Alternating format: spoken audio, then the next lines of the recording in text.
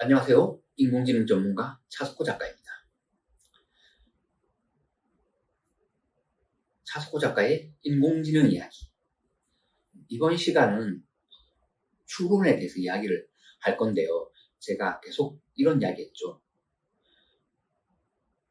딥러닝으로는 추론을 못한다. 즉, 그래서 지금의 인공지능은 추론을 할 수 없다라고 얘기를 했는데요. 그러면 인간은 어떻게 추론을 하는지에 대해서 한번 얘기를 해볼게요. 제가 하나 예를 들자면 만화영화 아기공룡 둘리 있죠. 제가 그 영상이나 자료 화면은 저작권 관계로 좀 사용을 못한다는 점 양해를 해주시고요. 거기 보면 고길동이 나오잖아요. 고길동이랑 고길동집, 이걸 보고 어떤 걸 추론을 할 수가 있죠. 사실 인공지능은 이걸 보고 어떤 걸 추론을 할 수가 없어요. 그냥 저기가 고길동집이구나 이것만 추론을 해요. 이 집 주인이 고길동이구나. 그런데 인간은 어떻게 추론하죠? 고길동집 그 전체 화면이 나오잖아요. 그게 보통 보면 대략 한 200평 정도 된다고 알거든요. 200평 정도의 2층 마당 있고, 그리고 보면 고길동은 자기 차가 있잖아요. 그리고 보면 이 집이 고길동 자가라는 걸 알 수 있죠. 어떻게 해요? 그 대문 앞에 보면 문패라고 있죠. 이름 적힌 거는 자기가 소유할 때, 자기 집일 때만 이름 적을 수가 있어요. 그렇지 않고는 이름을 못 적습니다. 일반 주거용 집은 뭐 사무실은 상관이 없어요. 네. 그런데 그렇게 돼 있죠. 그리고 뭐 1988년에 서울 쌍문도 그 정도 집을 가졌다? 사실 어떻게 보면 부자예요. 지금 가격을 쳐도 강남 아파트는 살 수 있다. 이걸 나오잖아요.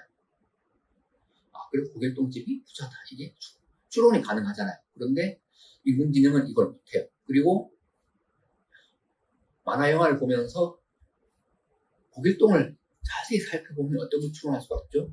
고길동이 나쁜 사람이 아니구나. 왜? 뭐 둘리나 어떤 뭐 사고 치는 거에 대해서 짜증은 낼지언정 애들을 안 쫓아내요.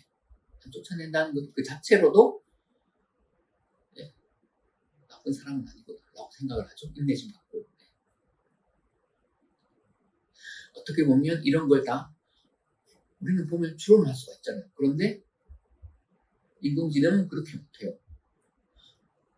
왜죠? 그냥 데이터에 있는 게 영상, 그리고 어떤 거죠? 아기공룡 둘리에 대한 어떤 자료, 이거밖에 없지. 이걸 보고 어떻게 추론을 할 수가 없어요. 이게 바로 인공지능의 약점이고, 이건 바로 딥 언더스탠딩인 거예요. 이것 외에도 우리가 어떤 걸 추론을 할 수 있냐면, 드라마나 영화 같은 걸 보면 이런 게 있잖아요. 이거 현실적으로 일어날 수는 없다 라고 추론을 하잖아요. 그런데 인공지능은 이런 걸 못해요. 어떻게 보면 예를 들어가지고 SF 영화에 나오는 장면 중에 하나가 그런 게 있죠. 그런 걸 보면 이게 현실적으로 불가능하구나 아니구나. 예를 들어가지고 이런 게 있죠. 백투더 퓨처에 미래로 가는 거, 타임머신 타고. 이거는 불가능해요. 왜냐하면 타임머신은 과거로 가는 거지 미래로 가는 건 아니에요. 이게 어떤 시간에 구멍을 뚫는데 현재부터 뚫잖아요. 시간은 어떻게 돼 있죠?